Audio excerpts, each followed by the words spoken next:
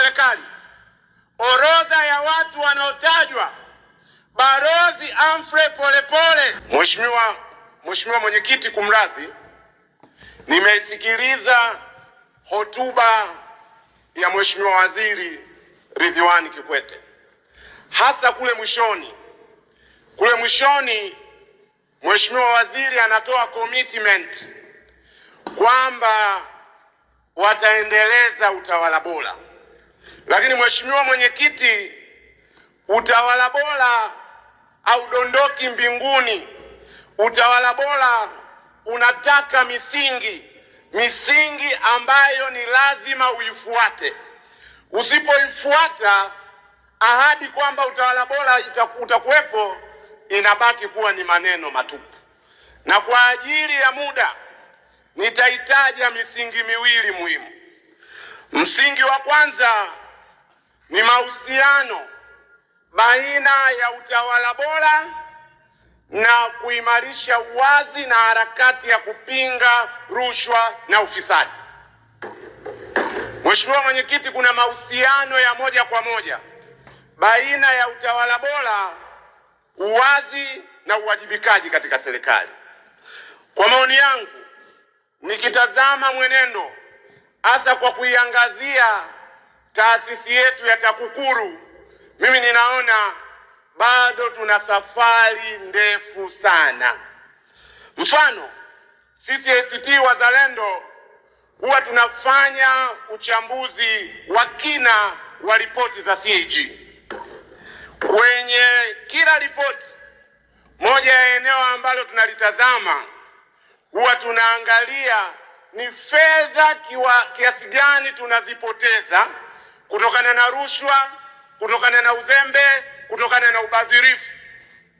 Uchambuzi wetu wa taarifa ya CAG ya mwaka wa fedha 2023-2024 inaonyesha kwamba fedha ambazo tumezipoteza kutokana na ubadhirifu pamoja na uzembe ni takriban shilingi trilioni 2.5.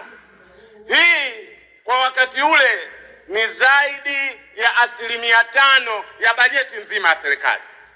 Lakini ukitazama kiwango cha fedha ambacho TAKUKURU wanasema wanakiokoa kila mwaka, nimetazama mwaka uliofuata baada ya taarifa ile, fedha ambazo takriban, kwa taarifa yangu, ni takriban shilingi bilioni 14. Taarifa Mheshimiwa Mwenyekiti. Taarifa Mheshimiwa inatoka kwa. Asante Mheshimiwa Mwenyekiti. Naomba nimpe tu taarifa mchangiaji. Kwanza kwa kuheshimu kanuni angekaa Mheshimiwa Mwenyekiti. Mheshimiwa Mwenyekiti, hapa tunajadili hotuba ya Wizara ya Utumishi wa Umma. Hatujadili taarifa ya CAG. Lakini Mheshimiwa Mwenyekiti amesema mchangiaji ameisoma hotuba. Ukienda ukurasa wa 17 mpaka wa 22 imeeleza vizuri kazi zilizofanywa na TAKUKURU. Mheshimiwa Ado Shaibu Ado, unaipokea taarifa hiyo? Moja ya jambo ambayo inabidi litazamwe kwa kina kwa heshima ya Bunge, ingawa taarifa zinaruhusiwa, ni kwamba taarifa zinazokuja ziwe na msingi, zisije kwa lengo la kumpotezea muda mzungumzaji. Mimi nakwenda huko ndio ninakokwenda. Nimetoka 23-24. Unakuwa na ubashiri gani kwamba sitokwenda 25-26? Niachwe nizungumze. Taarifa ya wizara kwenye hotuba yake inaonyesha progress ya bilioni 102 zilizookolewa. Nikifanya uwiano wa kiwango cha fedha tunachokipoteza na ile product tunayoipata kwa jitihada za TAKUKURU, hitimisho ninaloweza kuliweka ni kwamba sioni jitihada za dhati za serikali ya Chama cha Mapinduzi kupambana na rushwa na ufisadi, hasa rushwa kubwa kubwa. Nitaona hivyo nitapoona yale masuala makubwa yanayobeba upotevu wa mabilioni ya shilingi TAKUKURU ielekeze nguvu zake huko badala ya kuweka mkazo mkubwa kwa upotevu mdogo wa chini. La pili, Mheshimiwa Mwenyekiti, ni msingi wa mahusiano baina ya utawala bora na haki za binadamu, hasa haki ya kuishi. Mheshimiwa Mwenyekiti, bila haki za binadamu hakuna utawala bora. Kituo cha Sheria na Haki za Binadamu mwaka jana kilitoa taarifa yake ambayo ina orodha ya watu wengi ambao wamepotea, hawajulikani waliko ama wametekwa. Taarifa hiyo ilitanguliwa na taarifa ya Chama cha Wanasheria Tanganyika, na baada ya hapo mpaka sasa viko visa mbalimbali vya watu wanaopotea, watu wanaotekwa. Nilitarajia, kwa sababu hii ni wizara ya utawala bora, ni lazima tupate pia commitment kwamba kutakuwa na usalama dhidi ya visa vya watu kupotea na kutekwa.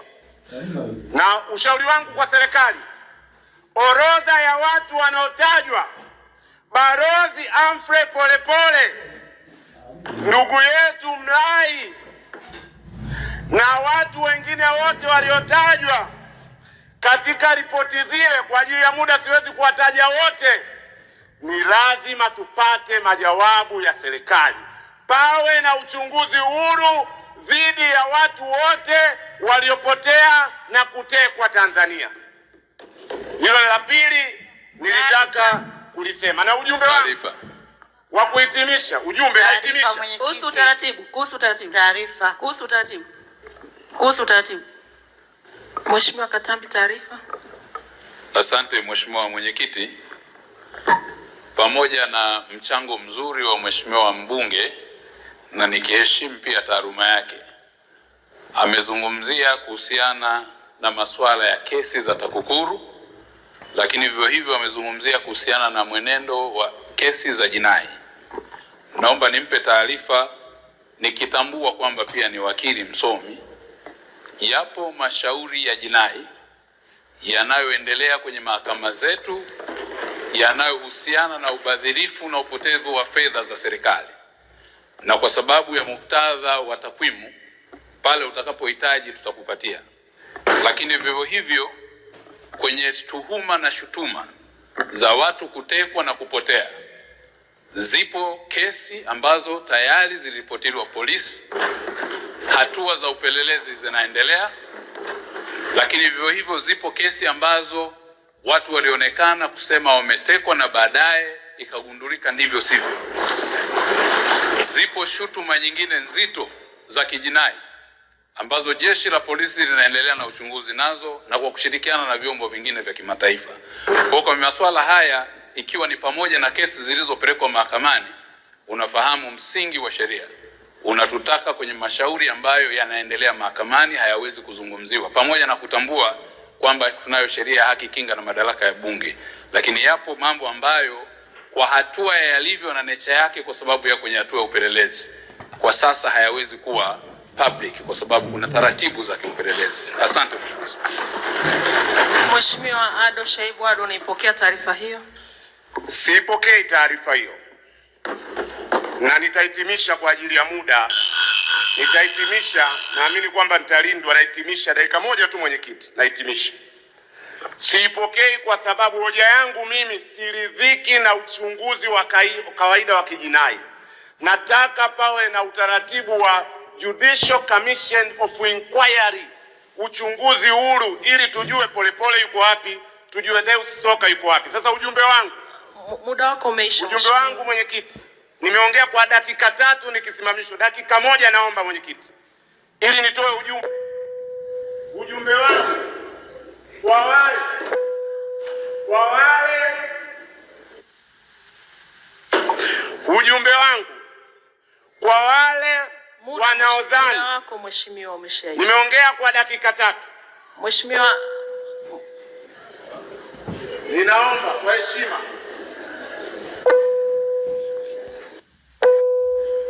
na nataka kuhitimisha, natoa ujumbe. Mheshimiwa Ado, muda wako umeisha. Tunaendelea na mchangiaji Mheshimiwa Edwin Swale.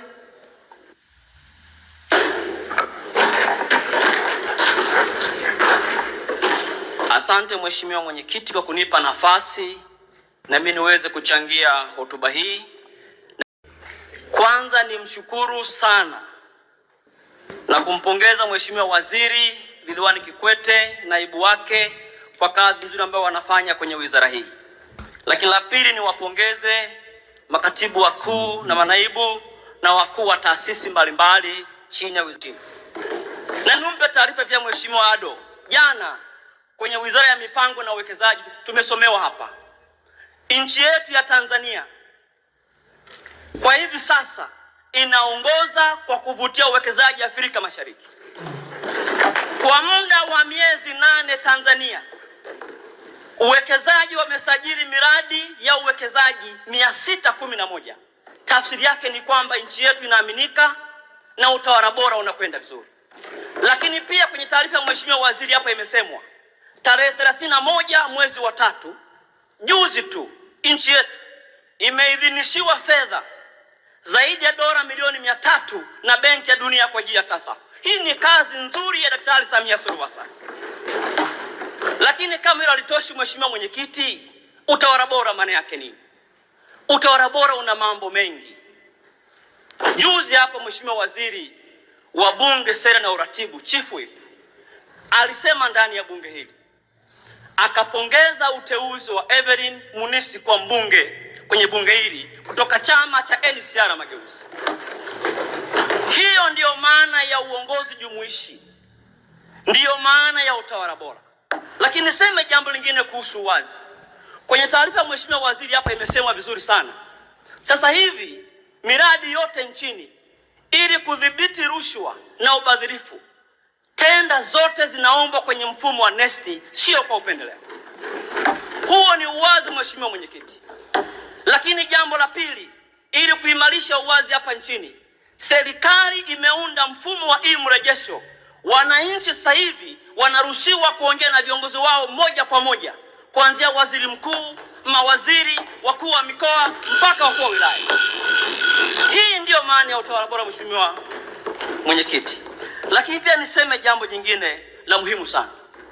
Mheshimiwa, ukifanya tathmini ya kazi ambayo TAKUKURU inafanya, ya kazi ambayo vyombo vingine kama vile mahakama inafanya, wote mnashuhudia waheshimiwa wabunge. Huu ni mfano muhimu na utoa sasa. Juzi mmeshuhudia mahakama ya rufani imeifungulia Chadema kufanya siasa nchini. Huu ni utawala bora. Kama hilo halitoshi Mheshimiwa Mwenyekiti, Mama Samia amesema ndani ya bunge hili kwamba anataka kurejesha tabasamu kwa Watanzania, na amekuja na 4R. Na mimi nikiwa mbunge wa awamu ya pili humu ndani nafahamu katika jambo Mheshimiwa Rais amekusudia kulifanya ni kuimarisha mfumo wa haki jinai ambao Mheshimiwa Ado anaozungumzia ndani ya bunge.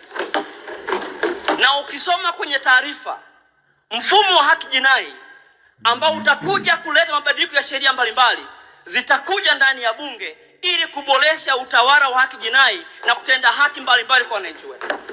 Rai yangu kwa waheshimiwa wabunge na waheshimiwa na Watanzania wote, ni muhimu sana kwenye kipindi hiki, kwa kazi ambayo Mama Samia anaifanya kwa nchi hii, tuendelee kumuunga mkono. Mama anaipenda Tanzania, mama anapenda vyama vyote, mama anampenda kila mtu. Tukimuunga mkono kwenye ndoto alionayo, nina uhakika nchi hii tutazidi kwenda mbele vizuri sana. Na ndio maana kwenye taarifa ya Mheshimiwa Waziri hapa, na mwenyekiti pia utakuwa shahidi, kwa muda huu wa miaka 5 ya Mama Samia Suluhu Hassan, hata manunguniko ya watumishi maeneo mbalimbali yamepungua sana Mheshimiwa Mwenyekiti. Madaraja yamepandishwa, mishahara imepandishwa. Tumeona kwenye mpango hapa wa watumishi house, nyumba za watumishi pia zinajengwa kwenye wilaya, kwenye halmashauri, kwenye mikoa, kupeleka tabasamu kwa watumishi na Watanzania kwa ujumla. Rai yangu kama mjumbe wa kamati hii, naomba tuitie moyo kamati, tuiunge mkono bajeti hii, tuipitishe kwa kishindo, ikatekeleza majukumu ya kitaifa. Lakini jambo lingine nataka pia nikuhakikishie Mheshimiwa Mwenyekiti, sisi kama kamati tumepitia miradi mingi, tumepitia taarifa nyingi za TAKUKURU na mamlaka mbalimbali. Ofisi ya Rais, Menejimenti ya Utumishi wa Umma na Utawala Bora, mnyonge mnyongeni, haki yake apewe. Lakini wizara hii inafanya kazi kubwa sana kwa sasa. Na kwa hiyo Mheshimiwa, Muda wako umeisha Mheshimiwa. Kwa kuhitimisha, nataka nitoe rai Mheshimiwa Waziri kwamba kazi yako ni njema.